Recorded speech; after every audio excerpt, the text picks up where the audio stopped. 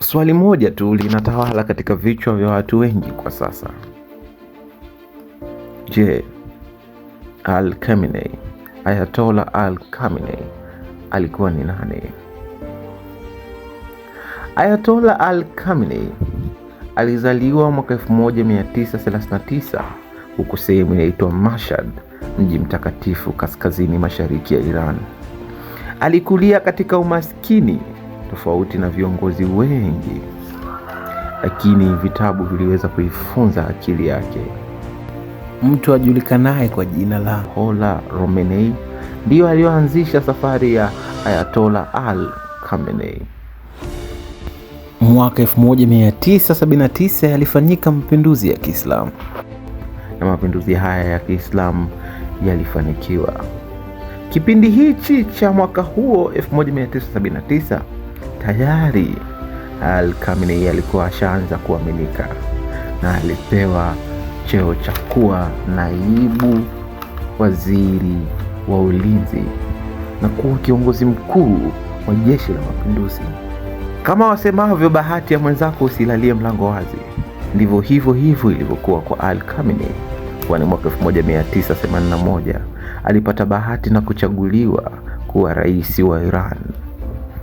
Mwaka huo alipata majanga wakati akifanya mawaidha katika msikiti mmoja huko Tehran. Bomu lilirushwa na kulipuka, lililosababisha apate majanga na madhara katika mkono wake wa kulia. Hiyo haikuweza kumdhoofisha Al-Khamenei, kwani alijifunza taratibu. Kadri siku ziendavyo, aliweza kujifunza kutumia mkono wake wa kulia. Mwaka 1989 Ayatollah Khomeini aliweza kufariki, ambaye ndo alikuwa Ayatollah kwa kipindi hicho. Khamenei alichaguliwa kuwa kiongozi mkuu na alipewa nguvu katika mambo yote ya nchi, na ndivyo alipokuwa Ayatollah Ali Khamenei. Kwa maana hiyo, Ayatollah ni cheo ambacho anapewa mtu ambaye atakuwa na mamlaka kwenye kila kitu katika nchi ya Iran, mamlaka makubwa kuliko hata rais. Swahili Movies. Alikuwa anaendesha kila kitu, sera za nje, nani atakuwa rais na nani hatakuwa rais. Unaweza kuelewa kwa jinsi gani alikuwa mkubwa. Alikinoa na kukifunza kikosi cha mapinduzi cha Kiislamu na kukifanya kiwe na nguvu zaidi. Pia aliwasaidia makundi tofauti ya Kiislamu kama vile Hezbollah huko Lebanon, Hamas huko Gaza, na aliwapa silaha na fedha.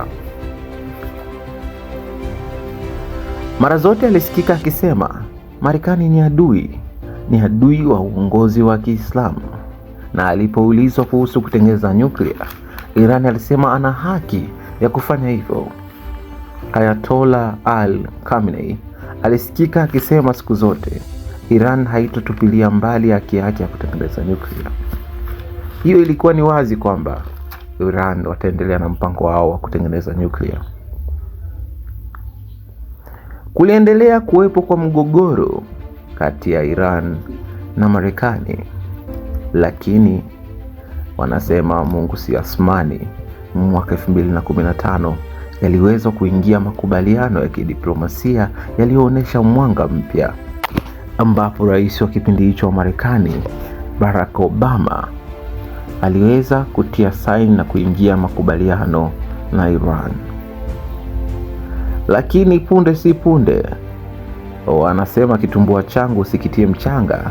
Lakini mwaka 2018 Marekani ilipata rais mpya, yani Donald Trump, na alivunja makubaliano yote yale na akaweka vikwazo vikali dhidi ya Iran. Ayatollah kutokana na hilo jambo alisema, tulijaribu kufanya mazungumzo lakini hatukufikia mwafaka.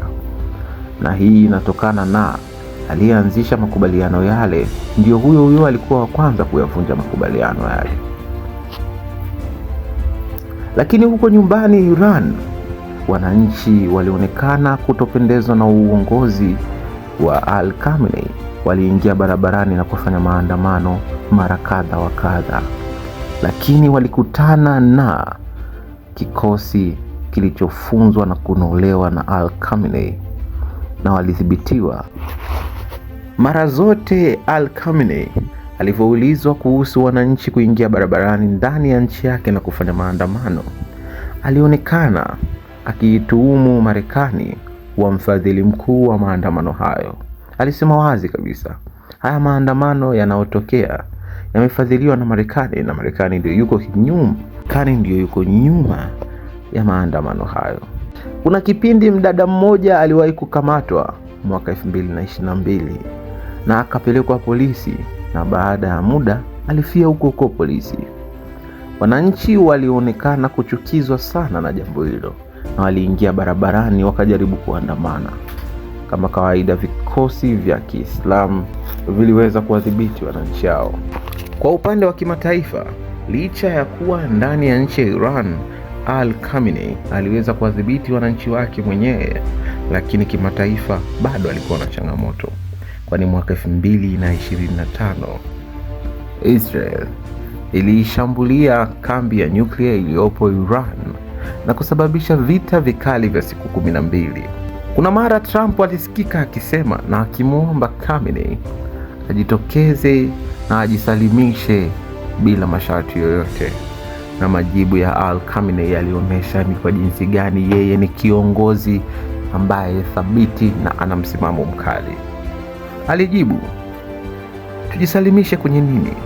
Iran sio mchokozi na kamwe hatutojisalimisha, nyie ndio wachokozi.